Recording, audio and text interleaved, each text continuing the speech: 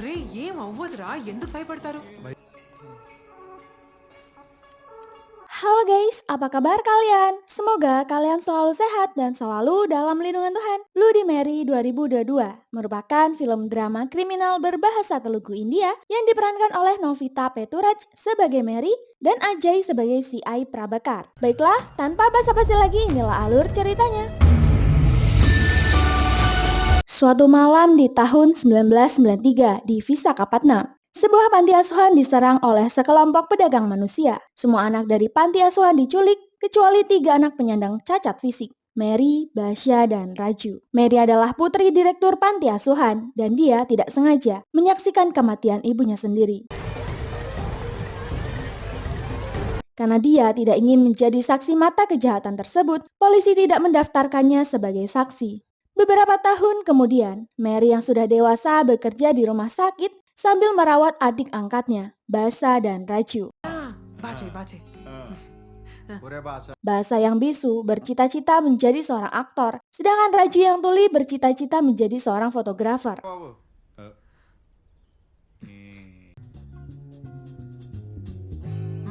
Suatu hari, Kantarao, seorang kepala dokter rumah sakit tempat Mary bekerja, menelpon Mary untuk mengikuti acara penting. Kanta meminta Mary mengenakan sari dan berdandan cantik.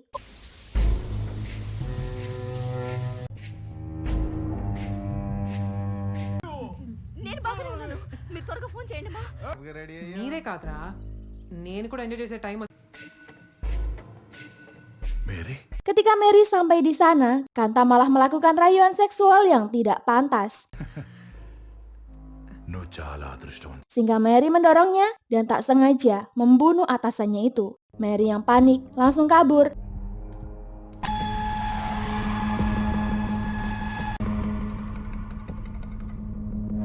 Anehnya, sampai di rumah, dia mendapati Basa yang terlihat tegang.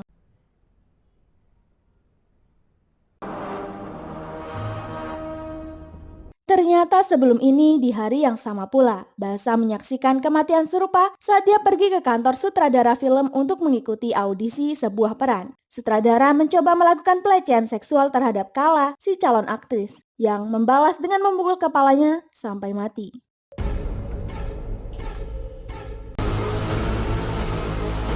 Tak lama mereka berdua semakin tegang setelah mendengar seorang menggedor pintu.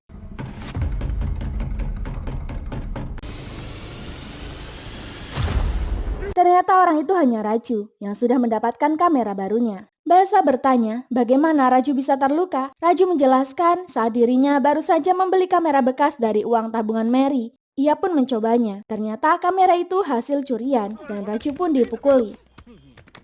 Raju ingin meminta bantuan Basya dan datang ke tempat audisi, tapi Raju malah menemukan kamera bagus, jadi dia pun membawanya pulang.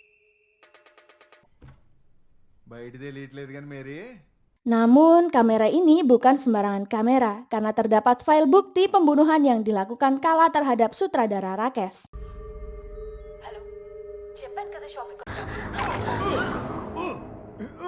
Basa mengaku telah melihat kejadian itu, namun dia tak melihat saat suami Kala, Prabakar, yang merupakan inspektur lingkar setempat alias CI, datang memergoki istrinya memukul Rakesh. రే వీడియో చూసి తెలిసిపోతుంది కదా, ఆ సిచ్యువేషన్ లో ఎవరున్నా అలాగే చేసేవారేమో. Karena cemburu, Prabakar menginjak kepala Rakesh hingga meninggoy.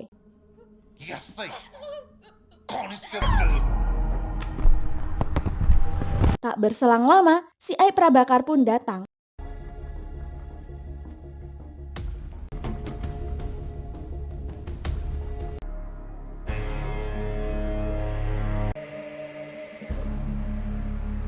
Untuk melakukan investigasi terhadap Mary, karena menurut pengakuan para staf rumah sakit, Mary merupakan orang terdekat Dr. Kantarao. Yang menegangkan lagi, Prabakar malah menemukan kamera yang ditemukan Raju. Untungnya Prabakar hanya melihat beberapa foto Mary saja, tak mencapai video kejahatan miliknya karena seorang ketua preman bernama Sekar Babu menelponnya. Prabakar pun meminta Mary datang ke kantor polisi esok hari untuk dimintai keterangan. Raju mencurigai Mary. Jangan-jangan Mary memang membunuh Kantaro. Mary mengakuinya, namun ia tak sengaja melakukannya karena perbuatan asusila Kanta. Kini mereka bertiga sama-sama tegang karena Basya menyaksikan pembunuhan. Raju menemukan bukti pembunuhan dan Mary telah membunuh seseorang. Tak lama Vasu datang untuk menumpang cas laptopnya. Mary mendengar saran Vasu yang sedang menelpon seseorang bahwa mereka yang bersalah adalah orang yang ketakutan. Andai mereka tidak takut bukan berarti mereka pemberani, hanya saja mereka pura-pura berani. Mary pun jadi punya ide. Dia menelpon si Ai Prabakar, memerasnya segera menyiapkan 5 juta rupiah. Jika tidak, Mary akan menyebarkan video si Ai yang membunuh sutradara Rakesh. 2 jam lagi uang itu harus ada di pantai RK. RK beach కంటే ఈ జాతర దగ్గరికి వచ్చామంటే సరిపోయి రే ఉంది. ఎందుకు భయపడతారు? Namun bukannya ke pantai, si Ai justru berhasil melacak penelpon dan mendapati Mary sebagai pelaku yang memerasnya. Si Ai segera memaksa mereka menyerahkan bukti video.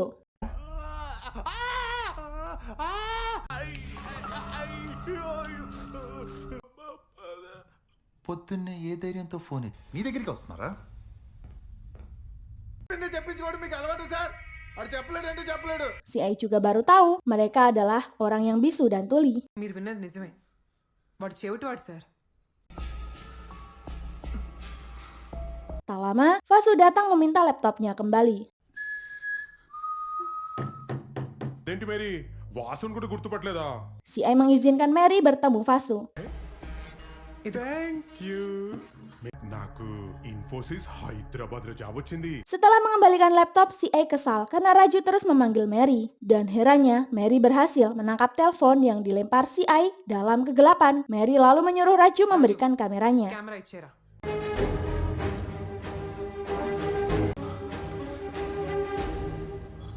Si Ai segera mengunyah memory card dan menghancurkan kamera. Setelah itu, dia akan membunuh mereka bertiga. Sebelum membunuh, Mary meminta 3 hal. Pertama, si Ai harus tetap mengurus 5 juta rupiah yang ia minta. Kedua, Mary adalah saksi kunci penculikan dan pembunuhan panti asuhan yang terjadi dulu di tahun 1993. నేను పోతే ఈ పాటికి అమ్మ కొవ్వుతో వచ్చేది. జాగ్రత్త మేరీ, అసలే చీకటి.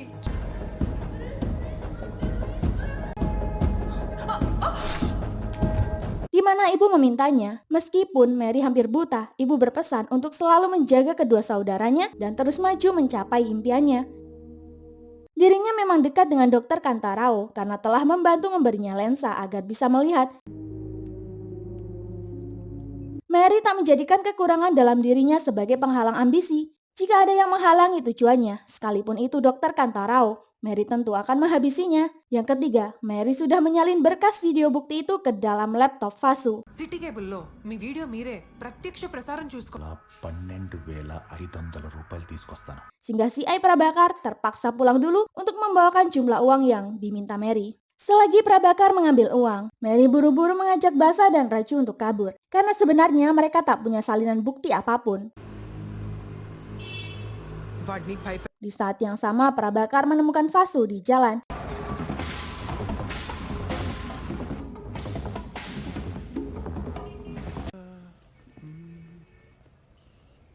ఎవరు సార్ మీరు? Dia merebut paksa laptop Vasu dan membuat Vasu kebingungan. Sir phone sir.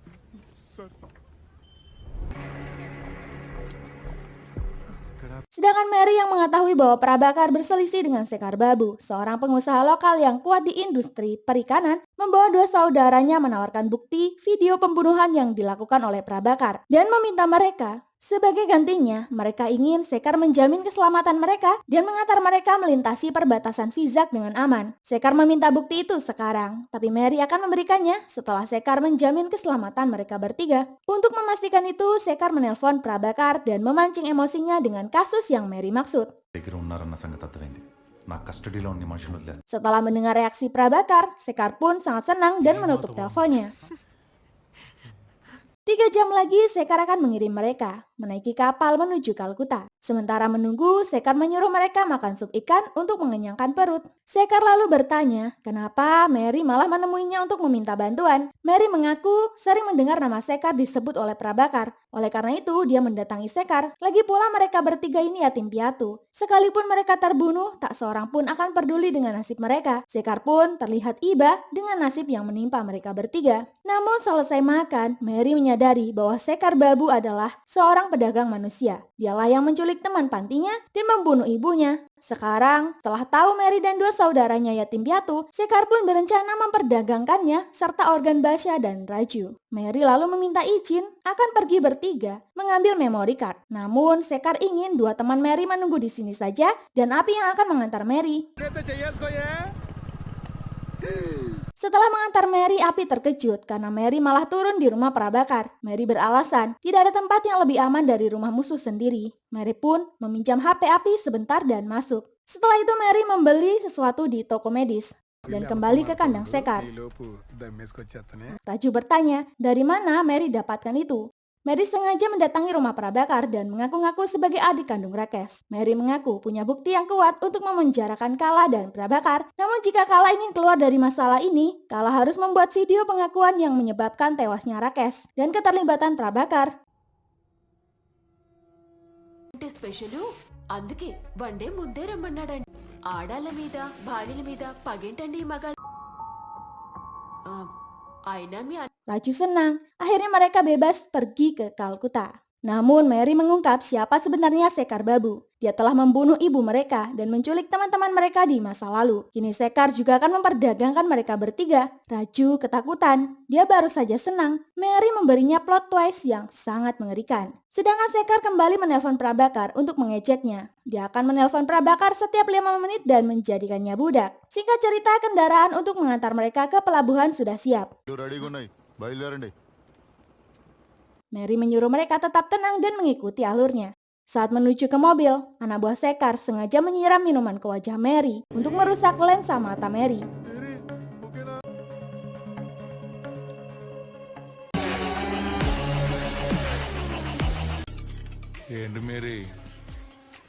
Lalu Sekar memberi tas Mary yang ketinggalan. Berikut koran yang memuat kasus 93 dulu saat Sekar menculik teman-temannya.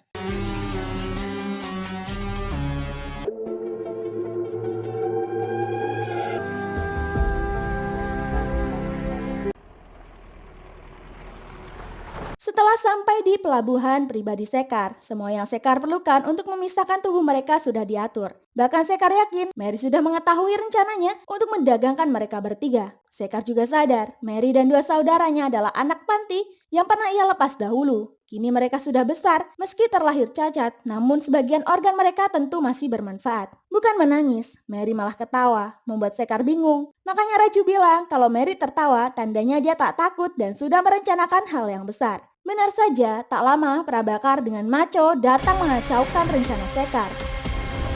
Ternyata sebelum itu Mary menelpon Prabakar. Prabakar marah saat Mary meminta uang karena Mary tak punya bukti apapun. Mary bilang sekarang dia sudah membuat bukti baru melalui Kala yang menjelaskan semua kejadian secara rinci. Jika ingin mendapatkan bukti baru, Prabakar harus melawan dan membunuh Sekar Babu. Tapi kata Sekar Babu, Prabakar tak mungkin berani melawannya. Itulah alasan Prabakar datang dan terpancing emosinya. Prabakar menembaki semua orang dan membabi buta.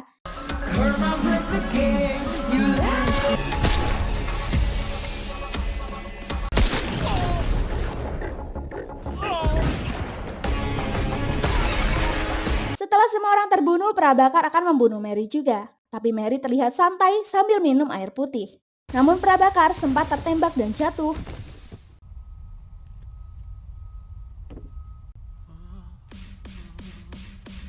Untung dia tak mati dan segera bangkit menembaki anak buah Sekar Babu.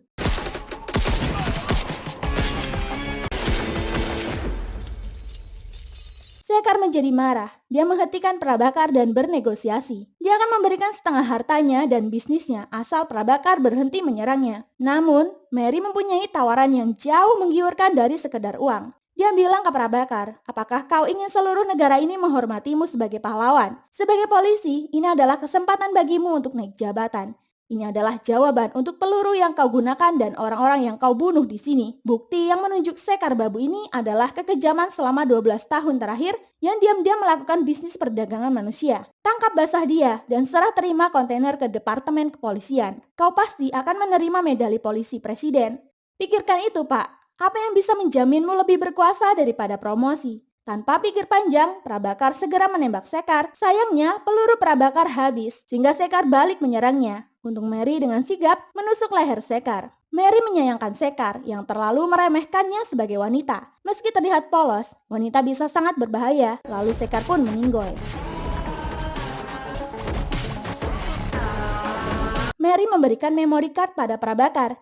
Dan Prabakar tak jadi membunuh Mary. Dia telah menyiapkan uang 5 juta untuk Mary di dalam mobil polisinya. Keesokan harinya, Mary, Basa, dan Raju terlihat kecapean setelah melewati malam mengerikan itu. Lalu seorang anak kecil mendekati Mary untuk meminta makanan. Daripada Mary memberinya uang dan menjadikan kebiasaan buruk untuk gadis kecil ini, Mary pun mengangkatnya menjadi adik dan akan membuat hidupnya lebih layak. 8 tahun kemudian, banyak organisasi kejahatan ilegal di Mumbai yang telah diawasi polisi, khususnya organisasi Sankalp yang menjadi salah satu organisasi kesejahteraan sosial terbesar di Mumbai. Untuk itu, sebuah tim khusus dibentuk oleh pemerintah untuk misi ini dan akan diketuai oleh perwira khusus dari Hyderabad yang 8 tahun lalu telah berhasil merusak jaringan perdagangan organ dan menerima medali presiden. Siapa lagi kalau bukan si Ai Prabakar?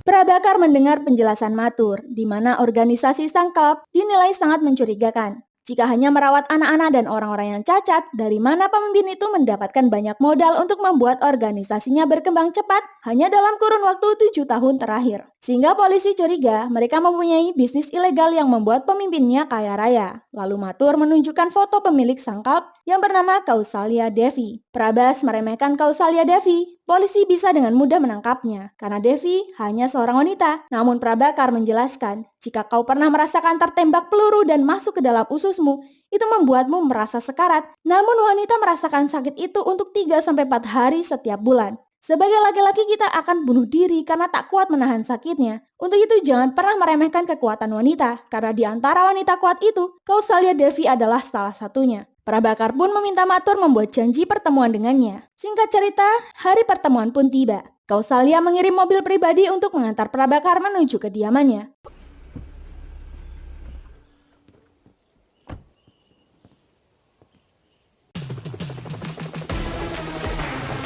Setelah itu ia harus menaiki jet pribadi.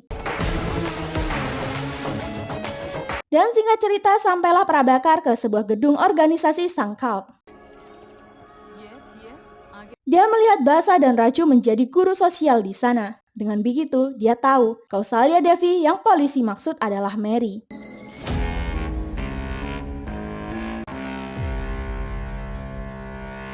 Prabakar pun kagum dengan pencapaian besar Mary. Namun Prabakar penasaran dari mana pencapaian ini berasal, karma yang baik atau dosa yang mengerikan. Mary menyuruh Prabakar tidak menilai pencapaiannya ini karena membunuh Sekar Babu dan uang 5 juta yang Prabakar beri untuknya. Dalam 7 tahun ini, Mary telah mempermainkan banyak CI yang punya sifat mirip dengan Prabakar. Dan Mary telah menginjak-injak preman seperti Sekar Babu dan tentunya membuat semua orang berpihak pada Mary. Mary telah menenggelamkan banyak orang yang menghalangi jalannya. Mary mengingatkan kembali bahwa tujuannya sangat pasti. Untuk mencapai itu, Mary akan menyingkirkan halangan apapun yang bergerak maju. Prabakar bilang sudah memberitahu kepolisian Mumbai untuk menangkap Mary. Tapi Prabakar yakin Mary sudah mempunyai siasat untuk menggagalkan itu. Mary pun hanya tersenyum. Senyum Mary berarti dia sudah menyiapkan segalanya dan film pun berakhir. Terima kasih buat kalian yang sudah support channel ini. Jangan lupa tinggalkan like dan saran kalian di kolom komentar. Sampai jumpa di alur cerita berikutnya. Terima kasih.